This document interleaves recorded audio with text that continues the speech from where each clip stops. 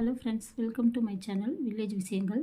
இன்றைக்கி நம்ம பீரோவை எந்த திசை நோக்கி வைக்கலாம் அப்படிங்கிறத பற்றி நான் உங்ககிட்ட சொல்கிறேன். எவ்வளவு தான் வருமானம் வந்தாலும் அது எப்படி நம்மக்கிட்ட இருந்து அது கரைஞ்சி போகுதுங்கிறதே நமக்கு தெரியாது.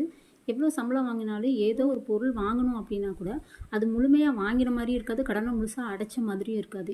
நமக்கு வர வருமானத்தில் ஏதோ ஒரு பகுதியை நம்ம சேமிப்பு பண்ணணும் அப்படின்னு நினச்சா கூட நம்மளால் சேமிப்பில் வைக்கவே முடியாது. அது கூட ஏதாவது ஒரு ரூபத்தில் அந்த பணம் செலவாயிடும். அது நமக்கு எப்போவுமே மன அழுத்தத்தை கொடுத்துட்டே இருக்கும். நிறைய டைம் எனக்கு இருக்க பிரச்சனையை பார்த்துட்டு எங்கள் அம்மா அடிக்கடி சொல்லுவாங்க, பீரோவை எடுத்து வேறு இடத்துல வைமா, வேறு பக்கம் நகர்த்தி வை அப்படின்னு சொல்லியிருக்காங்க. நான் சரிம்மா சரிம்மான்னு சொல்லிட்டு, ஆனால் அந்த வேலையை நான் செஞ்சதே இல்லை. ஒரு டைம் என்னோடய தங்கச்சி ரொம்ப சத்தம் போட்டா, நீ இந்த மாதிரி இருந்தீங்கன்னா ரொம்ப கஷ்டப்பட்டுட்டு தான் இருப்ப, நான் சொல்கிறத ஒரு முறையாவது கேளு அப்படின்னு சொல்லிட்டு அவள் சொன்ன மாதிரி நான் பீரோவை திருப்பி வச்சதுக்கப்புறமா இப்போ தான் எனக்கு பணப்பிரச்சனைலாம் கொஞ்சம் குறைஞ்ச மாதிரி தெரியுது. எல்லாம் இருந்து எல்லாமே அடமானத்துக்கு போயிடுச்சு. அதை திருப்புவேன், ஆனால் திருப்பி வீட்டில் வைக்கிறதுக்கு முன்னாடியோ இல்லை கழுத்தில் போடுறதுக்கு முன்னாடியோ உடனே மறுபடியும் இன்னொரு செலவு வந்துடும். அது மறுபடியும் நான் அடமானத்துக்கு போயிடும். எங்கள் அம்மா சொன்ன மாதிரி, என் தங்கச்சி சொன்ன மாதிரி பீரோவை மாற்றி வைக்கலாம் அப்படின்னு வச்சதுக்கப்புறம் தான் நிறைய மாற்றங்கள் வந்தது. அந்த விஷயத்தை தான் உங்ககிட்ட நான் பகிர்ந்துக்கலான்ட்டு இந்த பதிவை போடுறேன். பீரோ தென்மேற்கு மூலை, அதாவது பழனி மூலைன்னு எங்கள் பகுதியிலலாம் சொல்லுவாங்க. ஒரு சில இடத்துல நிருதி மூலைன்னு சொல்லுவாங்க. சிலர் அதை குபேர மூலைன்னு சொல்லுவாங்க. அந்த மூலையில் நம்ம வைக்கிறோம் அப்படின்னா கொஞ்சம் நல்லா இருக்குது. தென்மேற்கு மூலையில் தெற்கு பக்கமாக உள்ள சுவத்தில் தான் நம்ம வைக்கணும். அது வடக்கு நோக்கி இருக்கணும். அந்த மாதிரி பீரோ வச்சுக்கோங்க.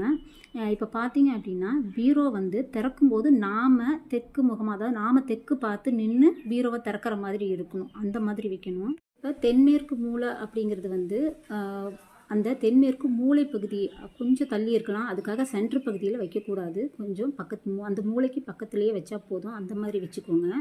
இப்போ நாம் பணம் நகை வைக்கிறோம் இல்லைங்களா, அந்த இடத்துல நான் முன்னெல்லாம் சும்மா ஒரு பர்ஸ் வச்சுருப்பேன். அந்த பர்ஸுக்குள்ளே பணம் வைப்பேன். அப்படி தான் வச்சிட்ருந்தேன். நம்ம பீரோவில் பணம் நகை வைக்கிறோம் இல்லைங்களா, அந்த இடத்துல இந்த மாதிரி ஒரு சின்ன பீஸ் வசம்பு துண்டு வச்சுருங்க. இது வைக்கிறதுனால நமக்கு ரொம்ப நல்ல பலன் கிடைக்கிது. அதே மாதிரி வசம்பு இல்லை அப்படின்னா இது போல் ஒரு சின்ன டப்பாவில் கல் உப்பு போட்டு முடிஞ்சால் ஒரு ரூபா காயின் வேணாலும் அதில் போட்டு நீங்கள் வைங்க. அது இன்னுமே ரொம்ப நல்லா பலன் கொடுக்கும் நமக்கு. இந்த மாதிரி செஞ்சு பாருங்கள். நம்மக்கிட்ட பணம் நகை இல்லை அப்படிங்கிற பேச்சே இருக்கிறதுக்கு வாய்ப்பு இருக்காது. அதே மாதிரி ரொம்ப முக்கியமான ஒரு விஷயம், இது நிறைய பேருக்கு தெரிஞ்சிருக்கும், ஒரு சிலருக்கு தெரியாமல் கூட இருக்கும். தெரியாமல் இருக்கிறவங்களுக்கான பதிவு இது. இப்போ நம்ம பணத்தை இந்த பையிலேருந்து எல்லாத்தையும் மொத்தமாக எடுக்காமல் ஒரு சின்ன தொகையாவது 10, 20 அதுக்குள்ளே இருக்கிற மாதிரி பார்த்துக்கோங்க. நம்ம காயின் கிடைக்கும் இல்லைங்களா, அந்த காயின் எல்லாம் ஏதோ ஒரு டப்பாவில் போட்டு அதை நம்ம பீரோக்குள்ளே வச்சுருக்கோம் அப்படின்னா அதுவும் கூட நமக்கு எப்போவுமே பணம் இல்லை அப்படிங்கிற வார்த்தையை உருவாக்காமல் இருக்கும். சேவிங்ஸும் பண்ணணும் அப்படிங்கிற ஆர்வமும் நமக்கு அதிகப்படியாக ஏற்படும். நிறைய பேருக்கு பீரோவை எந்த பக்கம் வைக்கணும் அப்படிங்கிறது தெரியாமல் கூட இருக்குது. இந்த பதிவு அவங்களுக்கானது தாங்க. நானும் ஆரம்பத்தில் தெரியாமல் இருந்து எவ்வளவோ கஷ்டப்பட்டுட்டேன், எவ்வளவோ பிரச்சனைகளை ஃபேஸ் பண்ணியாச்சு.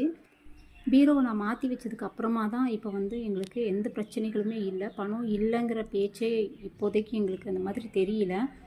அதே போல் நாங்கள் நகைகள் எல்லாத்தையும் ஓரளவுக்கு திருப்ப முடியுது. வீட்டில் நகை வச்சாலும் சரி, பணம் வச்சாலும் சரி எங்ககிட்ட தங்குது. அதனால தான் இந்த பதிவை நான் உங்கள்கிட்ட போடுறேன். நிறைய பேர் என்கிட்ட மேக்ஸிமம் கிராமப்புறத்தில் இருக்க பெண்கள் என்கிட்ட பேசும்போது நிறைய சொல்லியிருக்காங்க, இந்த மாதிரி எவ்வளோ பணம் வச்சாலும் என்னமோ தெரியலக்கா, வீட்டிலே வைக்க முடியல, பணம் எங்கே போகுதுன்னே தெரியல, ரொம்ப செலவாகிக்கிட்டே இருக்குது, எதுவுமே சேமிப்பே பண்ண முடிய மாட்டேங்குது, எதுவும் வாங்க முடியல வீட்டுக்கு தேவையான பொருள்லாம் அப்படின்னு அவங்கெல்லாம் சொல்லும்போது நிறைய கேட்டிருக்கேன். எனக்கும் அது போல் பிரச்சனைகள்லாம் இருந்தனால என்னால் அவங்களுக்கு எந்த சொல்யூஷனும் சொல்ல முடியல. ஆனால் இந்த மாதிரி பீரோவை நகர்த்தி வச்சதுக்கப்புறமா எனக்குமே நிறைய சந்தோஷமான விஷயங்களும் நடக்குது. அதே மாதிரி ஏதோ ஒரு திருப்தி கிடைக்குது. அதனால தான் உங்ககிட்ட நான் இந்த விஷயத்தை பகிர்ந்துக்கிட்டேன். உங்களுக்கு இந்த மாதிரி பணப்பிரச்சனைகள் இருக்குது அப்படின்னா நீங்கள் பீரோவை இந்த மாதிரி மாற்றி வச்சு பாருங்கள். ரிசல்ட் எப்படி இருக்குது அப்படிங்கிறத நீங்கள் கமெண்ட் பண்ணுங்கள். நம்ம மாற்றி வச்ச உடனேயே நமக்கு ரிசல்ட் கிடச்சிடாதுங்க. எப்படியா இருந்தாலும் குறைஞ்சது ஒரு 6 மாதமாவது நீங்கள் வெயிட் பண்ணி தான் ஆகணும். வெயிட் பண்ணி பார்க்கும்போது கொஞ்சம் கொஞ்சமாக தான் நமக்கு ரிசல்ட் தெரியும். நம்ம உடனே இன்றைக்கி மாற்றி வச்சுட்டு, காலையில் மாற்றி வச்சுட்டு சாயங்காலத்துக்குள்ளே எல்லாம் மாற்றம் நடக்கணும் அப்படின்னு மட்டும் எதிர்பார்த்துறாதீங்க. இந்த பதிவு உங்களுக்கு உபயோகமாக இருக்கும்னு நான் நம்புகிறேன். பிடிச்சா லைக் பண்ணுங்கள். முதல் முறையாக நம்ம சேனலை பார்க்குறீங்க அப்படின்னா மறக்காமல் சப்ஸ்கிரைப் பண்ணிடுங்க. Thank you friends.